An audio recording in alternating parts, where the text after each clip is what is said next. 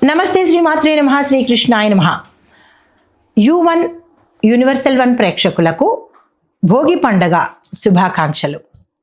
అయితే ఈరోజు మనకి కొత్త సంవత్సరంలో ఉత్తరాయణ పుణ్యకాలంలో ప్రప్రథమంగా వచ్చే పండగ భోగి పండగ. భోగి అంటే భోగభాగ్యాలను తెచ్చే పండగ, భోగాలను ఇచ్చే పండగ, పాతది వదిలేసి కొత్తదనంలోకి వెళ్ళే పండగ అనమాట. అంటే పాత వస్తువులు, పాత ఆలోచనలు, పాత కర్మలు ఇవన్నీ వదిలేసి కొత్తదనంతో కొత్తగా సరికొత్తగా జీవనయానాన్ని ప్రయాణాన్ని సాగించే రోజు. అయితే ఈరోజు తెల్లవారుజామున మనము భోగి మంటలు వేయడం మన ఆచారము. చీకటిని చీల్చుకుంటూ ఆకాశమంత ఎత్తులేచే పెద్ద పెద్ద భోగి మంటలు వేస్తాము. ఇది అనాదిగా వస్తున్న ఆచారం అనమాట. అయితే ఈ భోగి మంటలు ఏ సమయంలో వేయాలి అంటే కనుక మన ఇంటి వాకిలి ముందు ఆగ్నేయ దిక్కులో ఉదయం 4:30 గంటల నుంచి 6 గంటల లోపు భోగి మంటలు వేస్తారనమాట. భోగి మంటలు వేసేటప్పుడు కుటుంబం మొత్తం కలిసి కూర్చుని యథావిధిగా ఏదేదో అందులో వేసేయకుండా ముందుగా దాన్ని ఆ గోమయంతో అలికి ఆవు పిడక పెట్టి దాని మీద కర్పూరం వెలిగించి ఆ అగ్నిని ప్రచోదనం చేస్తూ అగ్ని భగవానుణ్ణి మనము ఆ రోజు వేదాగ్నిగా పిలుస్తారనమాట. అగ్ని చుట్టూ మనము ప్రదక్షిణలు చేస్తాము. దాంతోపాటు అంటే ఆ రోజు మనం ఏదైనా కోరికలు కోరుకోవడం కానీ, లేదా పాతను వదిలేసి కొత్తగా ఉండాలి అని ఇలాగా మనకి సంబంధించిన ఆనందాలతో ఆ భోగి మంటలు వేసుకుంటాము. అయితే ఈ భోగి మంట వేయడం వల్ల మనకి ఆ భోగి మంట నుంచి వచ్చే పొగ గాలిలో ఉన్న సూక్ష్మజీవులు నశించడంతో పాటు మనలో ఆరోగ్యాన్ని కూడా పెంచే అవకాశాలు కనబడుతుంది.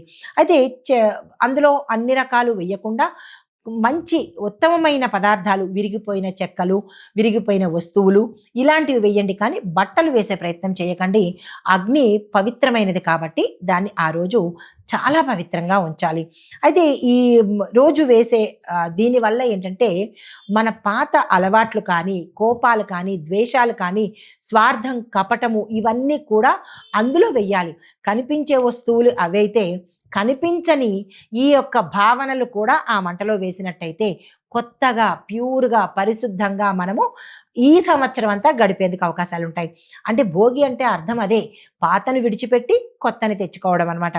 అయితే ఈ భోగికి స్వాగతం పలుకుతూ పిండి వంటలు చేసుకుంటూ భోగి స్నానం అనేది కూడా ఉంటుంది. అది ఎలా చేస్తారంటే మనకి రేగుపళ్ళు తీసుకొని ఆ 7 రేగుపళ్ళు తీసుకొని సహస్రారం మీద, బ్రహ్మరంధ్రం మీద ఈ రేగుపళ్ళు పెట్టి దాని మీద జిల్లేడు ఆకు పెట్టి అప్పుడు స్నానం చేస్తారనమాట. స్నానానికి ముందు నలుగు పెట్టుకుని అభ్యంగన స్నానం చేస్తారు.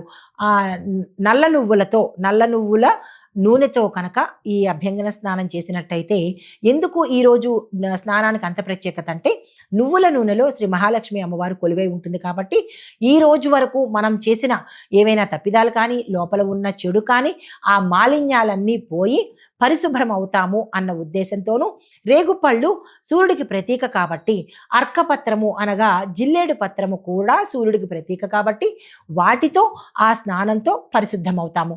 దాని తర్వాత తీపి పిండి వంటలు తినడము, బంధుమిత్రులతోనూ, స్నేహితులతోనూ, కుటుంబ సభ్యులతోనూ చక్కగా సరదాగా, సంతోషంగా, ఉల్లాసంగా ఉంటాము. దీంతో పాటు ఆ రోజు వేసే ముగ్గులు, ఆ రోజు చేసే పండగ హడావిడి, చాలా చక్కని సోయగాలు మనకి గ్రామీణ వాతావరణంలో చాలా చక్కగా కనబడుతూ ఉంటుంది. అయితే ఆ ముగ్గులు వేసి ఆ ముగ్గుల మీద గొబ్బెమ్మలు పెట్టడము లక్ష్మీ అమ్మవారిని ఇంటికి ఆహ్వానం పలుకుతున్నట్టుగా మనము భావిస్తాము. అయితే ఈ గొబ్బెమ్మలు పెట్టి చిన్న చిన్న పిల్లలు, యుక్త వయసుకు వచ్చిన పిల్లలు, కన్నె పిల్లలు ఆ గొబ్బెమ్మల చుట్టూ తిరిగి పాటలు పాడుకుంటూ చక్కని వరుడు, మంచి చక్కని భర్త కావాలి అని చెప్పి ఆ గొబ్బెమ్మల రూపంలో ఉన్న లక్ష్మీ అమ్మవారికి పాటల రూపంలో తమ కోరికలను చెప్పుకుంటూ ఉంటారు. చాలా చక్కగా ఉంటుంది ఈ భోగి రోజు పండగ. సాయంత్రం అయ్యేటప్పటికీ భోగి పళ్ళ వేడుక. చిన్నపిల్లలు ఉంటే కనుక ఆ ఇంట్లో అందరూ నాన్నమ్మలు, తాతయ్యలు, మేనత్తలు, తల్లిదండ్రులు, అక్క చెల్లెళ్ళు, అన్నదమ్ములు వీళ్ళందరూ కలిసి చిన్న చిన్న పిల్లలకి భోగి పళ్ళు పోస్తారు.